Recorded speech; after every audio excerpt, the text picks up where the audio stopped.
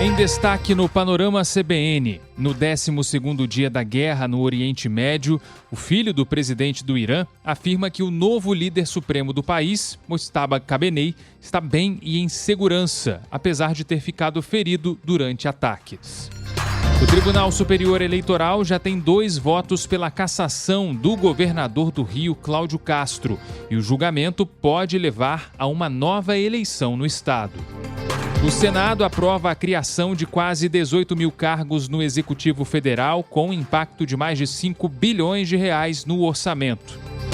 E a falta de pão de forma em mercados chama a atenção de consumidores e tem relação com a mudança na distribuição depois da compra da Vicbold pelo grupo mexicano Bimbo.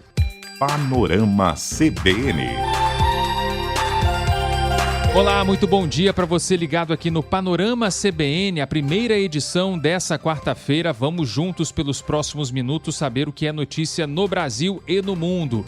E eu tô esperando a sua participação lá, viu? Manda mensagem para mim, @gabafreitas é o meu perfil no Instagram. A gente vai batendo um papo e sempre no final de cada edição eu mando um abraço para quem está acompanhando a gente, mandando mensagens. Muito bom ter contato contigo. Vamos saber então o que é notícia aqui no Brasil e no mundo também. Fica com a gente.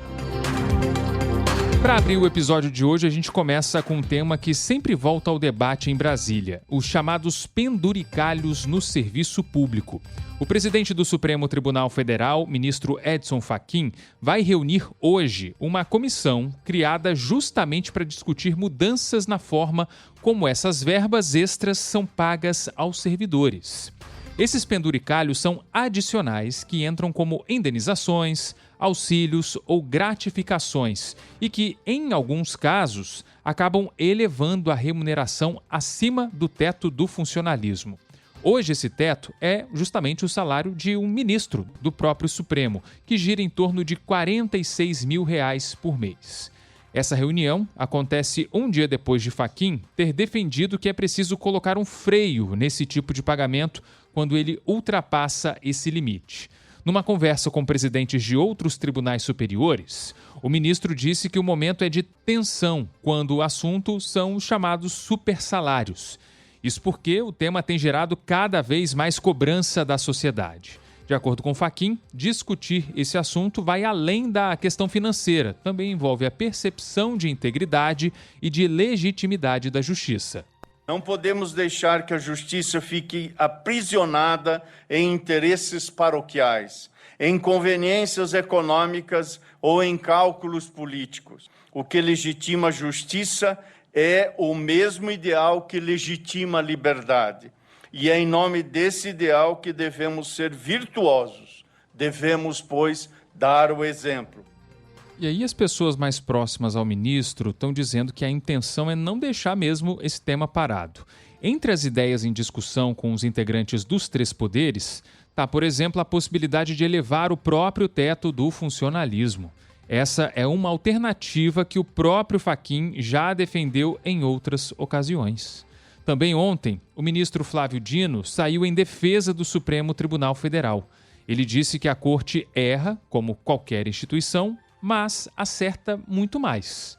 A fala aconteceu enquanto Dino estava comentando decisões do tribunal sobre transparência e rastreabilidade das emendas parlamentares. Falta moderação, prudência e cuidado em reconhecer que esse Supremo que erra, e erra como instituição humana, acerta também, acerta muito. No momento em que há uma espécie de perda de equilíbrio na aquilatação do papel de cada instituição. E esse debate sobre os salários no serviço público está acontecendo justamente nesse momento em que o Congresso está tomando algumas decisões que também mexem com o tamanho da máquina pública. Por exemplo, o Senado aprovou ontem, de forma simbólica, um projeto que cria milhares de cargos no Executivo Federal, além também de reestruturar carreiras e conceder reajustes a algumas categorias. De acordo com o Ministério da Gestão, o impacto estimado dessa proposta é de cerca de 5 bilhões e 300 milhões de reais no orçamento de 2026. Esse texto passou sem mudanças em relação ao que já tinha sido aprovado pela Câmara e aconteceu depois que o relator, que é o senador Randolfo Rodrigues, recomendou rejeitar todas as emendas apresentadas pelos senadores.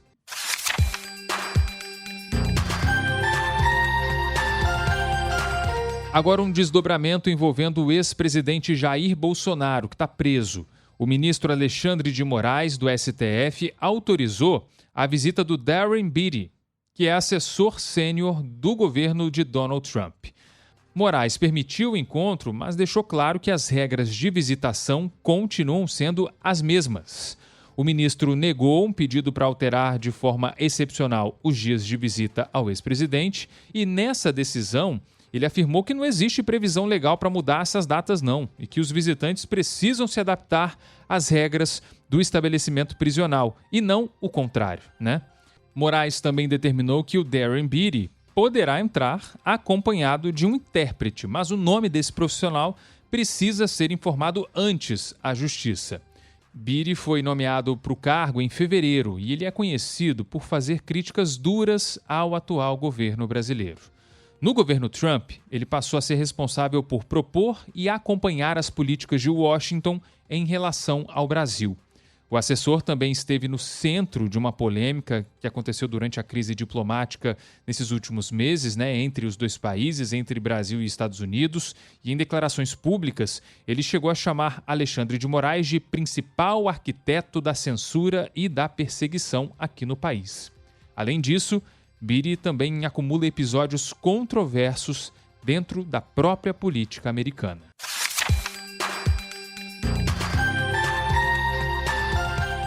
A gente está em ano eleitoral, né? Em outubro, todos nós brasileiros temos o dever de ir às urnas para escolher os deputados, senador, presidente e também governador. Mas você sabia que quem vota aqui no estado do Rio talvez precise participar de uma outra eleição antes disso? Essa possibilidade surgiu depois que o Tribunal Superior Eleitoral começou a julgar os recursos que pedem a cassação do mandato do governador Cláudio Castro. Ele é acusado de abuso de poder político e econômico nas eleições de 2022. De acordo com a denúncia, teria existido um esquema de contratação irregular de funcionários fantasmas por uma fundação estadual e também pela Universidade do Estado do Rio de Janeiro. E essas pessoas, de acordo com a acusação, teriam atuado como cabos eleitorais durante a campanha. O julgamento chegou a começar ontem, mas acabou interrompido depois que o ministro Nunes Marques pediu vista, ou seja, pediu mais tempo para analisar o processo. Até agora, 2 ministros já votaram. A relatora do caso, ministra Isabel Galotti, que votou pela cassação de Cláudio Castro e também pela inelegibilidade dele. O ministro Antônio Carlos Ferreira acompanhou esse voto, formando um placar parcial de 2-0 nesse sentido. No voto, Ferreira também defendeu a mesma medida para Tiago Pampolha, que era o vice-governador na época da eleição, e para Rodrigo Bacelar também, que é deputado estadual e presidente afastado da Assembleia Legislativa do Rio. De acordo com o ministro, as provas apresentadas no processo são irrefutáveis. Assim, tal como destaca a Procuradoria-Geral Eleitoral, o que se observa é um método estruturado de promoção pessoal, custeado pelo erário, com desvio de finalidade das funções dos servidores temporários contratados irregularmente. E é justamente daí que surge esse possível impacto eleitoral. Se o TSE decidir pela cassação da chapa antes de Cláudio Castro deixar o cargo, o estado do Rio vai ter eleições diretas para escolher um governador que ficaria no cargo até dezembro só. Mas tem um outro cenário. O próprio Castro já disse que pretende renunciar ao governo para disputar uma vaga no Senado esse ano. Se isso acontecer antes de uma decisão final do tribunal, o estado pode ter uma situação inédita, uma eleição indireta para governador. Nesse caso, quem escolheria o novo chefe do executivo seriam os deputados da Assembleia Legislativa. Antes de encerrar a sessão, a ministra Carmen Lúcia fez questão de afirmar que o processo não vai ficar parado. De acordo com ela, o julgamento deve ser retomado ainda esse mês. E só para te explicar, você que não mora aqui no Rio de Janeiro, o vice de Cláudio Castro é Tiago Pampolha. Era, porque ele agora está ocupando um cargo no Tribunal de Contas aqui do Estado. Já não está mais na linha sucessória. Por isso que, na falta de um vice, essas eleições indiretas e também essa outra eleição, caso Castro seja cassado antes de renunciar, são tão possíveis nesse momento. Noticiário internacional agora para uma informação que surgiu nas últimas horas e envolve justamente a liderança do Irã. Inclusive, a gente teve que alterar aqui o planejamento do Panorama, porque foi uma notícia que surgiu agorinha de manhã mesmo, viu? O novo líder supremo do país, né, que foi anunciado, Mojtaba Khamenei, estaria vivo e em segurança, viu? Apesar dele ter sofrido ferimentos durante a guerra. A informação foi divulgada por Youssef Pezeshkian, que é assessor do governo iraniano e filho do atual presidente Massoud Pezeshkian. Numa mensagem publicada no Telegram, ele disse que recebeu notícias de que o novo líder supremo, filho do Ayatollah Ali Khamenei, que morreu durante os primeiros ataques, ele teria sido ferido e que, ao procurar pessoas próximas ao líder religioso, ouviu que ele está, nas palavras usadas por ele, bem e em segurança. A televisão estatal iraniana chegou a se referir a ele como um veterano ferido da guerra do Ramadã, mas sem dar detalhes sobre a natureza dessas lesões. As declarações surgem em meio a especulações sobre o estado de saúde e o paradeiro do novo líder supremo, que não aparece em público desde que assumiu o posto, há 3 dias. Ele que foi anunciado para o lugar do pai, o Ayatollah Ali Khamenei. Enquanto isso, a guerra no Oriente Médio chega ao 12º dia, com um ponto que preocupa o mundo inteiro. De novo, falar aqui sobre isso para você. O Estreito de Hormuz, gente, é uma área muito conflagrada e muito importante nesse momento. Esse é um corredor marítimo por onde passa cerca de 1/5 de todo o petróleo produzido no planeta. Qualquer problema ali tem efeito quase imediato no preço da energia no mundo todo. E a tensão aumentou depois que surgiram informações de que o Irã começou a instalar minas nessa região, isso de acordo com a rede americana CNN. O estreito hoje está sob forte controle da Guarda Revolucionária e da Marinha iraniana.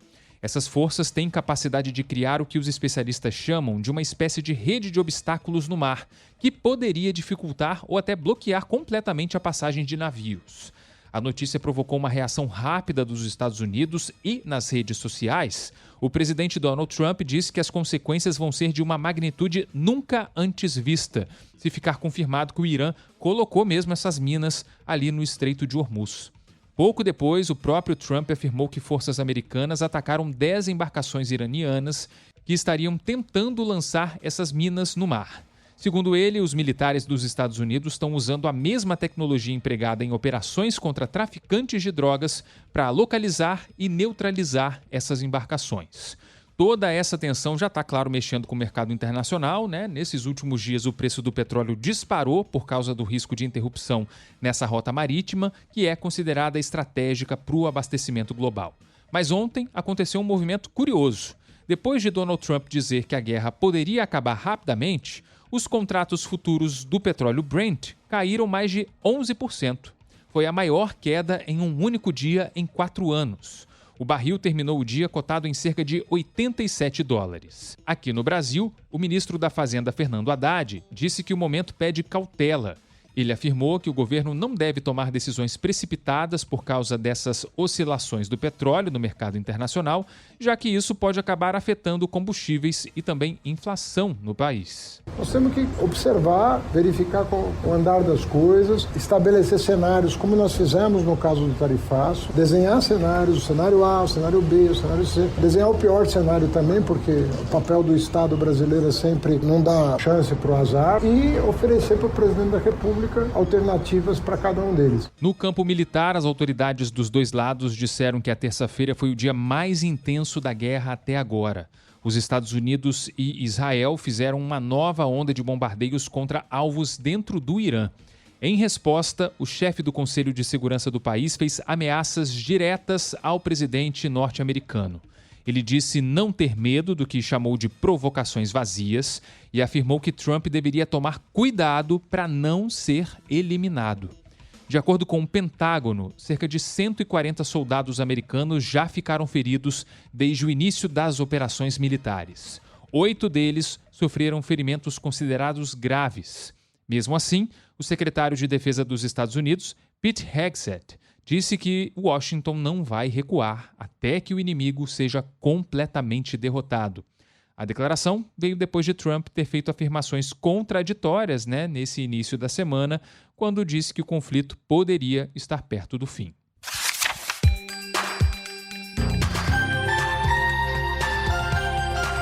Vamos falar de previsão do tempo agora, porque há o indicativo de muita chuva em parte do Sudeste nessa quarta-feira, hein? O alerta maior está no litoral de São Paulo, onde já chove forte desde ontem. Em Peruíbe, por exemplo, o acumulado chegou perto de 90 milímetros. A chuva também segue intensa em cidades como Guarujá e deve continuar em toda a faixa litorânea no estado. Há risco de alagamentos e deslizamentos principalmente no litoral norte paulista, no Vale do Paraíba e também em áreas do Rio de Janeiro. Cidades como Paraty, na Costa Verde Fluminense, e Ubatuba, no litoral norte do estado de São Paulo, podem registrar até 140 milímetros de chuva nas próximas horas. Minas Gerais também está em alerta, sobretudo no Vale do Rio Doce, na Zona da Mata também e na região central do estado. Em São Paulo, a chuva derruba a temperatura, a máxima prevista para essa quarta é de apenas 21 graus, o que pode marcar a tarde mais fria do ano na capital. Enquanto isso, no Nordeste, o cenário é totalmente diferente. Em cidades como Recife, o sol aparece com força e a temperatura pode chegar aos 31 graus hoje. A tendência é de continuidade da chuva no Sudeste nos próximos dias, principalmente entre São Paulo e Minas, mantendo o risco de alagamentos e deslizamentos.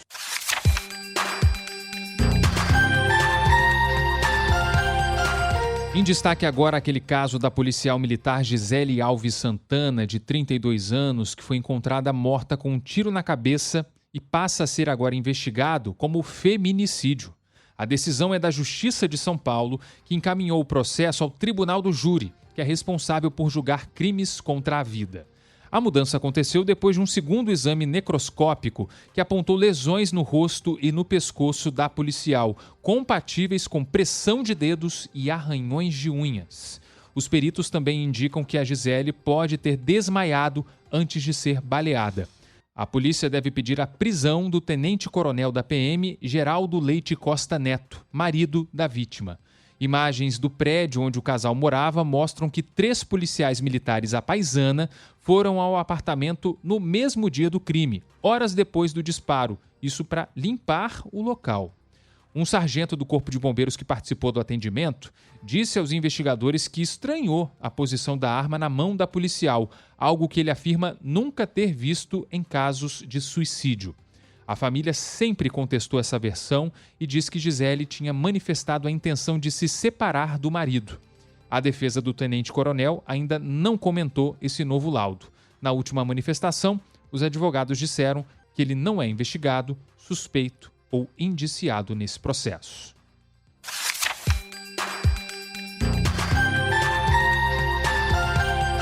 Agora o foco é a situação de um dos grupos mais tradicionais do varejo aqui no Brasil. Depois que o Grupo Pão de Açúcar anunciou que precisa renegociar uma dívida de 4,5 bilhões de reais, as ações da empresa reagiram no mercado e caíram quase 3%.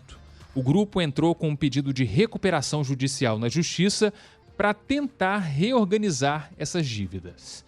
A ideia, de acordo com a própria companhia, é ganhar tempo para negociar os valores que vencem agora nos próximos meses, principalmente em maio e julho. Mas há uma pressa nessa negociação. Quase metade dessa dívida precisa ser paga em até 1 ano, ou seja, é um volume muito alto de dinheiro concentrado num período muito curto. A empresa informou que esse pedido na Justiça não afeta o pagamento de salários dos funcionários, nem os acordos com os fornecedores que abastecem as lojas. E, de acordo com o grupo, as unidades das redes Pão de Açúcar e Extra continuam funcionando normalmente e o abastecimento das unidades segue sem alteração para os clientes. Com a entrada desse pedido na Justiça, o grupo também passa a contar com um período de cerca de 90 dias sem cobrança dessas dívidas. Esse prazo costuma ser usado justamente para que as empresas apresentem um plano de reestruturação aos credores. O professor de Direito Civil da FGV, Gustavo Cló, explica que o principal objetivo em casos como esse é priorizar as dívidas com bancos e instituições financeiras. A implicação mais imediata é que alguns credores vão demorar para receber, vão aceitar receber menos, né? A ideia é justamente se entender com esses credores. A não inclusão de fornecedor, de credor trabalhista, é que a proposta do GPA é pagá-los normalmente. O objetivo aí realmente é ganhar fôlego perante o mercado financeiro. Me pareceu um acordo razoável, normal, racional e que vai dar o fôlego financeiro que a companhia precisa para dar continuidade às suas atividades, visto que é um player importante do mercado de supermercados brasileiro. Pois é, são muitos funcionários contratados, né? Movimenta bastante a economia do país, por isso esse destaque aqui no Panorama. Ao mesmo tempo, o momento da companhia já vinha chamando a atenção no mercado, né? Nas últimas semanas, algumas lojas do grupo foram fechadas aqui no Rio, por exemplo, dentro de um processo de reorganização da rede. Agora a expectativa fica para o fim do mês, né? Quando os sócios vão se reunir para discutir os próximos passos da empresa. Entre as possibilidades está a busca por novos investimentos ou mudanças na estrutura financeira da companhia. Isso enquanto o grupo está tentando reorganizar as contas para atravessar esse período de pressão no caixa. E essas movimentações no mercado às vezes aparecem de formas muito curiosas no dia a dia de quem vai às compras, né? Alguns ouvintes aqui da CBN entraram em contato com a gente nesses últimos dias, dizendo que perceberam uma coisa nas prateleiras dos mercados. Isso e de outros mercados também, não só os da rede do Grupo Pão de Açúcar. A falta de pão de forma em alguns mercados, principalmente aqui no Rio de Janeiro. Está acontecendo aí na sua região também? Isso chama atenção porque, vamos combinar, né? Tem gente que não abre mão do pãozinho no café da manhã, por exemplo. E a Associação de Supermercados do Estado do Rio, que é a ASERJ, explicou que essa falta de fato aconteceu e por causa de ajustes na distribuição depois de uma grande operação no setor de alimentos. A empresa mexicana Bimbo, que já é dona de marcas muito conhecidas aqui no Brasil, como Pullman, Plus Vita e Rapidez, comprou a fabricante brasileira Wickbold, que também controla outras marcas muito populares, como Wickbold mesmo, Seven Boys. Inclusive, a marca de pães Nutrela vai ter que ser vendida pela Bimbo, né? Uma exigência que foi feita pelo Conselho Administrativo de Defesa Econômica para aprovar essa compra da Wickbold pelo Grupo Bimbo. Além da Nutrela, a empresa também vai ter que vender a marca de tortilhas Tá Pronto, que pertencia à Wickbold e passou a fazer parte do negócio. Quando duas empresas desse tamanho se juntam, não é só uma troca de dono, não. É necessário reorganizar as fábricas, os centros de distribuição e as rotas de entrega para os supermercados. E aí entra esse detalhe, né? Pão industrializado tem validade curta e depende de reposição quase diária. Então qualquer mudança na logística aparece muito rápido nas prateleiras. Segundo a ASERJ, durante esse processo, algumas redes chegaram a ficar cerca de uma semana sem receber pão de forma. A associação também informou que o abastecimento já está sendo regularizado. Então a tendência é que o pão de forma volte gradualmente às prateleiras e ao café da manhã de quem não abre mão de um pãozinho quente de manhã. Bora falar de futebol, porque o Mirassol e o Santos empataram em 2-2 pela quinta rodada do Campeonato Brasileiro. A rodada continua nessa quarta-feira. Atlético Mineiro e Internacional jogam às 19h na Arena MRV em Belo Horizonte. Mais tarde, às 20h, tem clássico em Salvador. Bahia e Vitória se enfrentam na Arena Fonte Nova. Às 9h30, 2 jogos. No Maracanã, o Flamengo encara o Cruzeiro. No mesmo horário, o Corinthians recebe o Coritiba na Neoquímica Arena. Pela Libertadores, o Botafogo foi eliminado depois de perder por 1-0 para o Barcelona de Guayaquil. No jogo de ida, as equipes tinham empatado em 1-1. Ontem, logo aos 7 minutos do primeiro tempo, Celes marcou o gol que garantiu a classificação dos equatorianos. No tênis, o brasileiro João Fonseca foi eliminado do Masters 1000 de Indian Wells, na Califórnia. Ele perdeu para o italiano Jannik Sinner por 2-0. Apesar do resultado, Fonseca fez um bom jogo e conseguiu equilibrar a partida, principalmente no primeiro set. Brasil! E na Paralimpíada de Inverno, o Brasil fez história. O atleta Christian Ribeira conquistou a medalha de prata na prova de sprint do Ski Cross Country, na classe sitting, para competidores que disputam a prova sentados. Foi a primeira medalha do país em Jogos Paralímpicos de Inverno. Até então, o melhor resultado brasileiro também era dele, um 6º lugar nos Jogos de 2018. Parabéns pro Christian.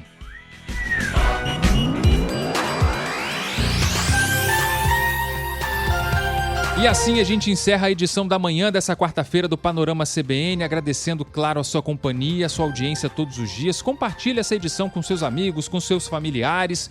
Muito obrigado pela participação. Manda um abraço aqui para Marta Aparecida, que é aqui do Rio de Janeiro e está ouvindo a gente todo dia indo para o trabalho. Obrigado, Marta, pela sua participação. O Augusto Soares, que é de Recife, Pernambuco, também mandando bom dia dele. Valeu demais, Augusto, pela sua companhia. E o Carlos Santos, que é de São Paulo, capital, ouve a gente todo dia na academia e ele compartilha, viu, com os amigos o Panorama. Sempre bom, falou que vai compartilhar quando ouvir o nome dele aqui nessa edição de hoje.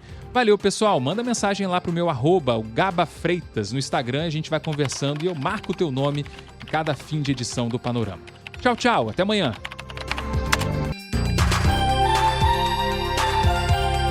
Panorama CBN. As principais notícias do dia em menos de meia hora.